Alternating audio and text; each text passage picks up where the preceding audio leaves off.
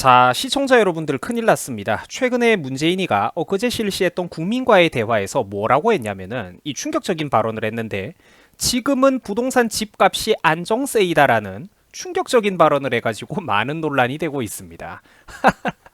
여러분들 이거 진짜 어떡해요. 내가 이 사람 이상한 사람이라고 몇 년 전부터 그렇게 막 얘기를 했잖아요. 이 진짜 답도 없다니까 이제.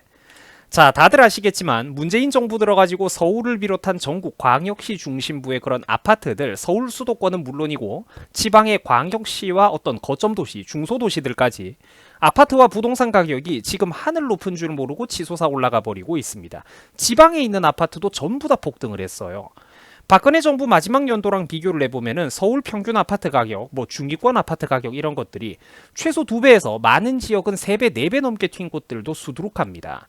예를 들어보자면은 박근혜 정부 시절에 4억, 5억 정도 하던 어떤 수도권의 아파트들이 지금은 9억, 10억이 넘어가는 곳들이 수두룩해요.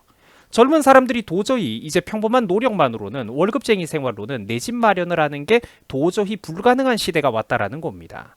자, 영혼을 끌어모은 대출로 그래도 박근혜 정부 임기 마지막 시기에 부동산 막차를 얻어 탔던 사람들은 한순간에 엄청난 자산 폭등을 경험을 했겠지만 반대로 결혼할 나이가 아직 안 됐거나 혹은 여러 가지 이유로 결혼을 좀 늦게 미루는 등의 이유로 제때 내 집 마련을 못했던 사람들은 이제 두 번 다시 서울과 수도권 지역의 아파트는 쳐다볼 수도 없는 그런 상황이 되어버린 게 오늘날의 현실이라는 겁니다. 자, 이런 상황에서 부동산이 안정되어 있다라는 이 도저히 믿기 힘든 말을, 아니 부동산이 안정이 되어 있다뇨 여러분들. 말도 안 되는 거짓말이잖아요. 이거를 다른 사람도 아니라 문재인이가 대놓고 직접 본인 입으로 떠들어버리고 있으니까 네티즌들도 경악할 수밖에 없다라는 겁니다. 아니 혼자서 지금 다른 세상에 살고 있냐, 이게 지금 사람인지 짐승인지 분간이 안 된다 등등, 뭐 서민들을 거지로 만들어 놓고 지금 집값이 안정적이라니 뭐 제정신이냐 이런 발언들이 나오고 있는데, 뭐 국민들이 분노를 하는 거는 사실 당연하다라는 거죠. 자, 이런 사실들을 한번 확인을 좀 잘 해보시면서 본론으로 넘어가도록 하겠습니다. 자, 최근에 문재인이가 지금 서울의 집값이 안정세이다, 그리고 우리 정부가 역대 어느 정부보다도 입주 물량이 많다라는 뭐 이런 소리를 했어요. 자, 그런데 이거는 부동산 문제의 현실을 전혀 모르는 심각한 현실 인식이라고 전문가들은 물론이고 일반 국민들로부터도 많은 비판을 받고 있습니다. 자, 왜냐면은 실제 결혼을 앞둔 청년들이나 또 국민들이 원하는 물량은 이런 공공임대주택과 임대아파트 같은 것들이 아니기 때문입니다. 정부가 공급하는 집은 어쩔 수 없이 집 자체의 어떤 면적, 크기나 방음 문제, 곰팡이나 결로 현상, 또 층간 소음 문제, 벽간 소음 문제, 주차 공간, 기타 다양한 주민들의 공동 편의 시설 수준 등등 여러 가지를 봤을 때 여러 측면에서 이게 현실적으로 임대 아파트는 시장 경제 원리에 입각해가지고 민간 건설사와 민간 기업들이 제공하는 아파트의 품질 수준을 못 따라오는 게 현실입니다. 자, 그런데 문재인 정부는 그냥 재건축 재개발 규제 같은 거나 좀 풀어주면서 민간 건설업자들이 알아서 시장 수요를 파악해서 해당 지역에 각자 원하는 대로 다양한 크기와 품질의 아파트를 공급하도록 내버려 두면 될 텐데 그렇게 안 하죠. 그 민간 공급 물량은 자기들이 악착같이 틀어막고 있지 않습니까? 뭐 그래가지고 집값 폭등하면 자기들은 세금 잔치만 벌이고 있죠. 그러니까 이 임대 아파트라는 거는 현실적으로 가족들이 살기에는, 4인 가족이 살기에는 좀 좁은 경우가 솔직히 많고, 또 퀄리티가 좀 떨어지거나 위치도 엉뚱한 곳에 동떨어져 있는 등 서울이라든지 이렇게 직장이 밀집되어 있는 수도권 지역으로부터 좀 멀리 떨어져 있다 보니까 문제가 많다라는 거예요. 그러니까 정부가 그저 세대 숫자를 부풀리는 데만 급급해서 마구잡이로 지어 올리는 이런 집들은 국민들이 바라지도 않고 현재 대한민국 부동산 시장의 어떤 실수요자들의 바램과는 동떨어져 있는 물량만 공급되고 있다라는 겁니다. 이거는 부동산 문제 해결의 정확한 키포인트가 아니라는 거죠. 그리고 결국 이게 바로 그런 잘못된 부동산 정책들이 누적된 결과입니다. 문재인 정부 들어가지고 서울 수도권 지역의 아파트와 부동산의 가격은 2배, 3배가 넘게 뻥튀기가 되어버려가지고 이제는 미처 내 집을 마련하지 못했던 청년들, 젊은이들, 또 무주택자 국민들이 노력만으로는 절대로 도저히 넘어설 수 없는 어떤 벽이 생겨버리고 말았습니다. 워낙에 가격이 이 집값, 서울의 집값과 아파트값이 천정부지로 치솟아 올라 버려가지고 최근에 그 고점의 흐름이 조금 완만해진 것뿐인데, 자, 그동안 가격이 너무 급하게 올라가지고 최근에 가격이 조금 안정적으로 되니까 그걸 가지고 부동산 시세가 안정세라면서 본인 편한 대로 구색을 갖다 붙이는 거는 이 진짜 말도 안 나오는 아전인수격의 행동이라는 겁니다. 자기 논에만 물을 댄다라는 뜻으로 자기 편한 대로 유리하고 이득이 되는 방향으로 끌고 가고 갖다 붙이고 있다라는 것이죠. 자, 제 유튜브 채널에서도 벌써 수십 번이 넘게 비판을 했던 내용입니다만 지난 4년 동안 문재인 정부의 부동산 정책이라는 건 내놓을 때마다 실패에 또 실패만을 거듭했습니다. 자, 21번이 넘는 실패를 경험을 했고 그때마다 서울의 아파트 부동산 가격은 마치 인기 많은 테마주의 주식이 올라가는 것처럼 한두 달 만에 수십 %가 넘게 폭등하는 등 천정부지로 치솟아 올라가 버리고 말았습니다. 자, 지금 여러분들이 보고 계신 이런 대표적인 자료들도 벌써 1년, 2년 전의 자료들이기 때문에 지금은 부동산 가격이 저 때보다도 더 많이 높게 올라가 버린 상황이에요. 자, 여러분, 많은 국민들이 과도한 집값으로 고통받고 있는 현실입니다. 집값이 오르자 국민들로부터 세금을 뜯어내는데 혈안이 되어 있는 이 문정부는 공시가도 공시지가 같은 것들도 지난 이명박 박근혜 정부 대비 어마무시한 높이로 빠르게 끌어올렸습니다. 덕분에 공시가에 기반을 두고 있는 각종 수많은 부동산 세금들도 오른다라는 거죠. 부동산 세금이 오르고 보유세가 오르고 종부세가 오르고 재산세가 오르고 등등 수많은 세금과 규제들이 구름처럼 높이 치솟아 올라가지고 국민 여러분들의 혹은 학생 여러분들 부모님들의 목을 조르고 있다라는 겁니다.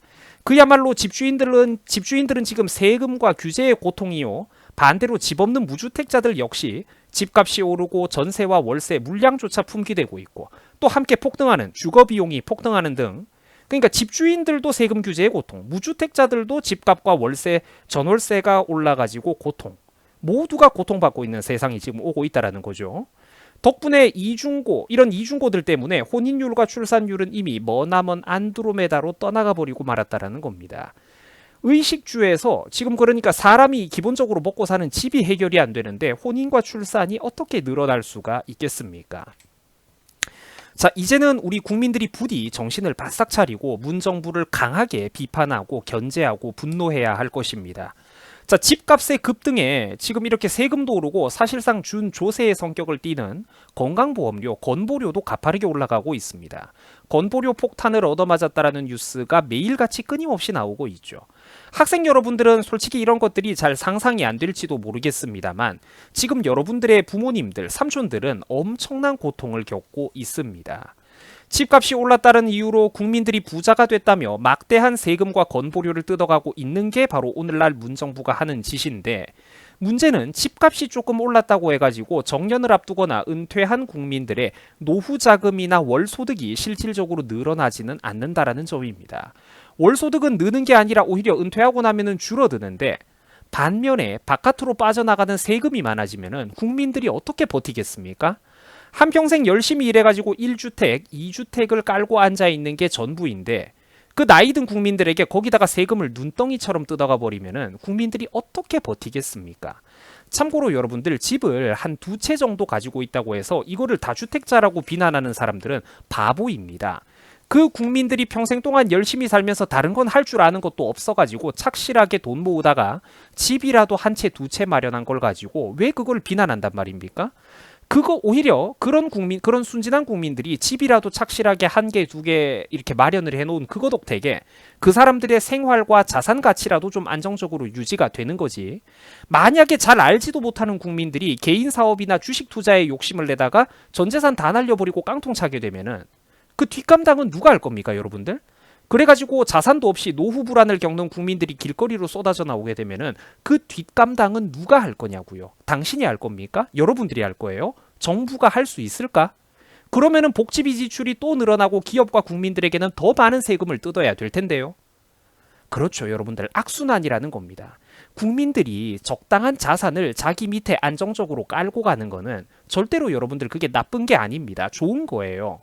국가와 도시의 성장에 발을 맞춰가지고 국민들의 자산도 함께 성장하는 게 절대로 나쁜 게 아니라는 겁니다. 그래야 국민들의 노후도 안정되고 그 나이 든 국민들 밑에서 뒤따라오는 우리 자식 세대, 젊은 세대들의 세금 부담도 저절로 줄어들게 된다라는 겁니다. 사회를 크게 보면은 다 연결이 되어 있는 거예요. 여러분 부디 무조건 다주택자가 나쁘다라는 식의 선동에 휩쓸리지 말고 항상 세상을 넓고 복합적으로 모두가 하나로 연결되어 있다는 것을 아셔야 할 것입니다.